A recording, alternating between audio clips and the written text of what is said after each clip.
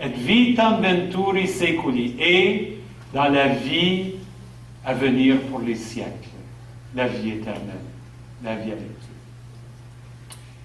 Dieu. Il y en a peut-être qui disent, j'ai une question, puis j'aimerais ça qu'on...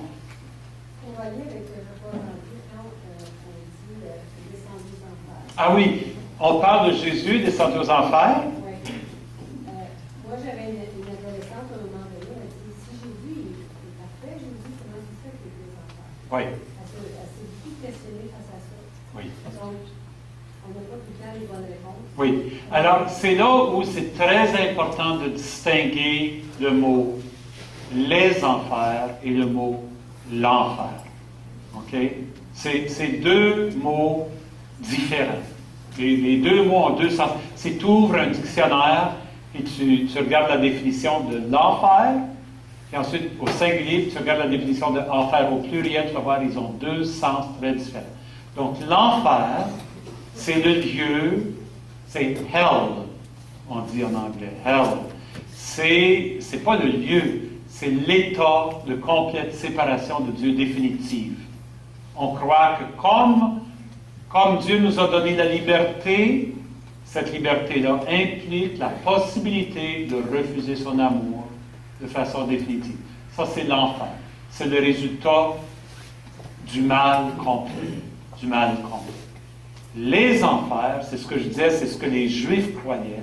Les enfers, c'est le lieu ou l'état de séjour des morts. Ni ciel, ni enfer, ni purgatoire, mais un séjour des morts où on vivote. On ne vit pas vraiment. Donc, quand on dit dans le Je crois en Dieu, a été crucifié sous Ponce Pilate, a souffert sa passion, alors, voyons comment on dit ça, là. Je vais le dire comme il faut, là. Hein? Il est...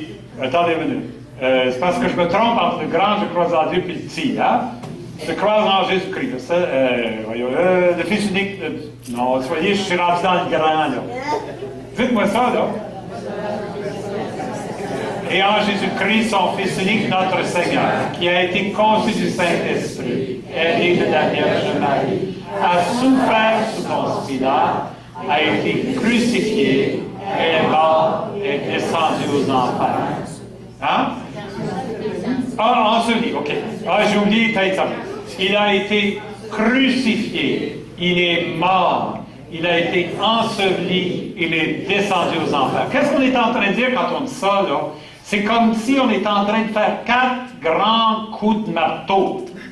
OK? Il a été crucifié. Pas juste crucifié, il est mort. Pas juste mort, il a été enterré dans le tombeau. Puis pas juste enterré dans le tombeau, il est descendu dans le séjour des morts. C'est ça ce qu'on a dit. Ça veut dire, en autres mots, on est en train de dire, il est mort, il est mort, il est mort, il est mort. Allez pas croire qu'il a fait semblant. Mais c'est parce que si on croit vraiment que Jésus est Dieu, comment est-ce qu'on peut dire que Dieu est mort?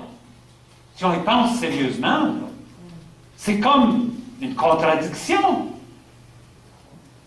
Tu sais, c'est une contradiction, mais pourtant, non, il est mort, mort, il est descendu au séjour des morts des enfers. Le 3e jour est ressuscité d'entre les morts. Tu sais, le 3e jour est ressuscité. Alors, dire qu'il est descendu aux enfers, en autre mot, c'est une façon de dire il est vraiment mort. Mais il y a une belle tradition liée avec ça. Puis ça, ça ne fait pas vraiment partie de l'enseignement officiel de l'Église, mais il y a une belle tradition.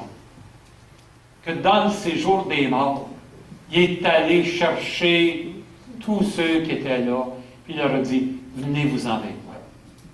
Adam, le premier, puis Ève, puis Abraham, puis Sarah, puis Moïse, puis Myriam, puis le roi David, puis venez-vous-en avec moi.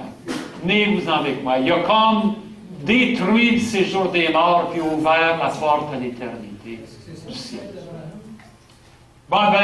L'histoire du saint d'Abraham, de Jésus, là, c'est comme un mélange entre le séjour des morts et puis, c'est une parabole. Il ne faut pas prendre cette parabole-là pour comprendre la vie au-delà de la mort. C'est ce que je voudrais dire.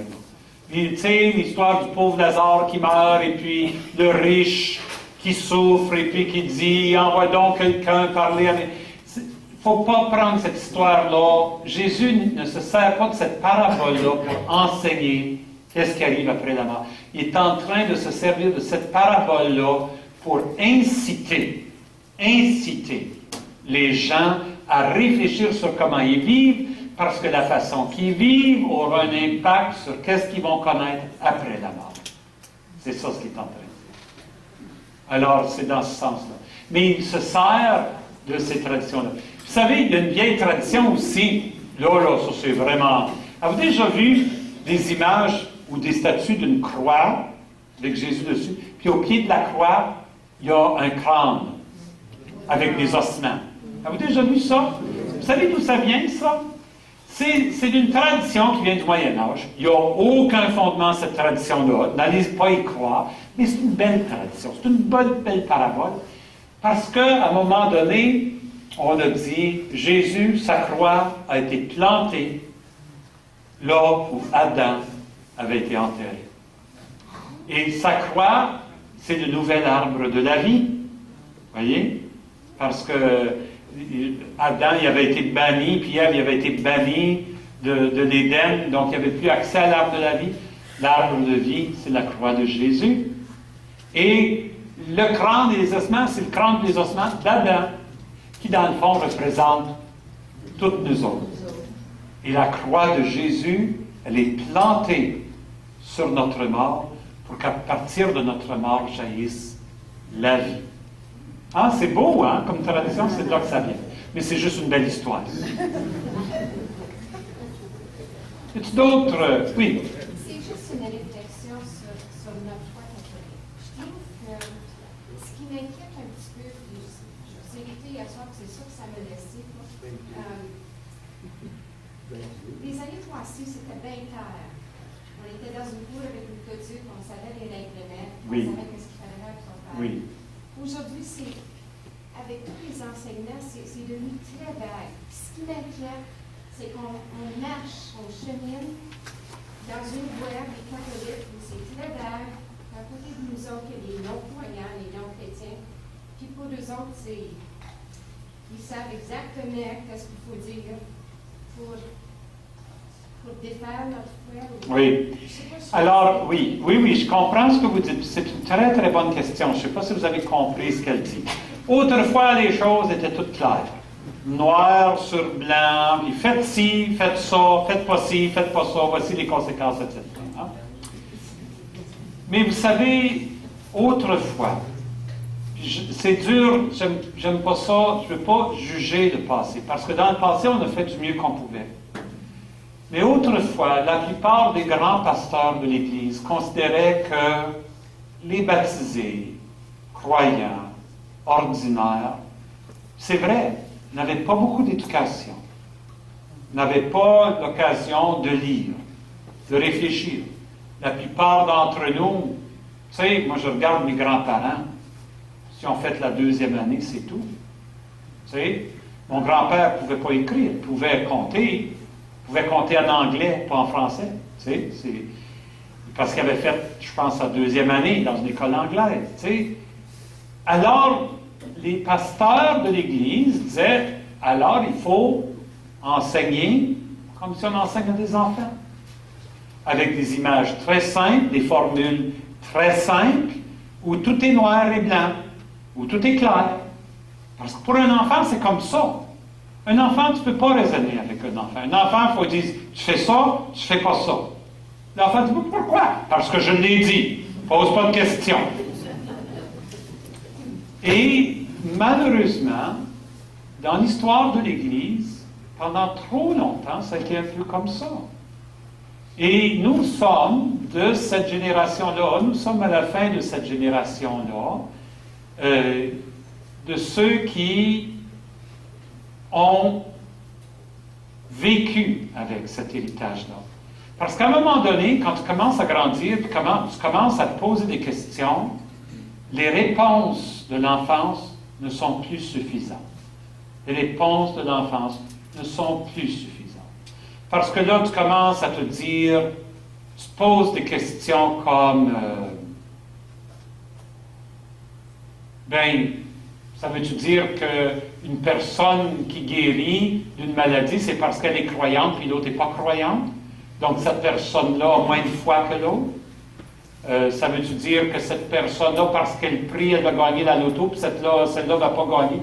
Et tout à coup, là, quand on commence à se poser des questions, les réponses sont plus claires. Et je pense qu'il y a beaucoup de catholiques qui ont commencé à résister à l'Église comme ça, où on enseignait aux personnes comme si c'était des enfants. Je pense qu'il y a bien du monde qui a abandonné cette Église-là. Ils ont dit, tu es en train de me dire, si je mange de la viande un vendredi, puis je meurs sans me confesser, m'aller en enfer? Parce que c'est ça ce qu'on sait. Puis là, tu changes la règle, puis tu dis, maintenant, on peut manger de la viande. Donc, qu'est-ce qui arrive à la personne avant, là? Es-tu en enfer? Es-tu libéré de l'enfer? Là, on ne pouvait pas répondre à ça, parce qu'on avait tellement fait un enseignement enfantin, comme si de prendre un morceau de viande, c'était de rejeter tout l'amour de Dieu pour toute l'éternité. Comment est-ce qu'on pouvait faire ça? Tu sais, c'était des... Mais c'est ça ce qu'on enseignait. Alors, il y a des gens qui ont commencé à rejeter ça. Alors, on a dit, là, les chefs de l'Église, les évêques, les pasteurs, on commence à dire, il va falloir qu'on commence à traiter nos catholiques baptisés comme des adultes. Nous sommes dans le domaine du mystère. Le mystère n'est pas noir et blanc. Le mystère, c'est quelque chose qu'on approfondit. Je ne sais pas ce que c'est que ça a l'air, Montréal. Je peux juste te montrer le chemin.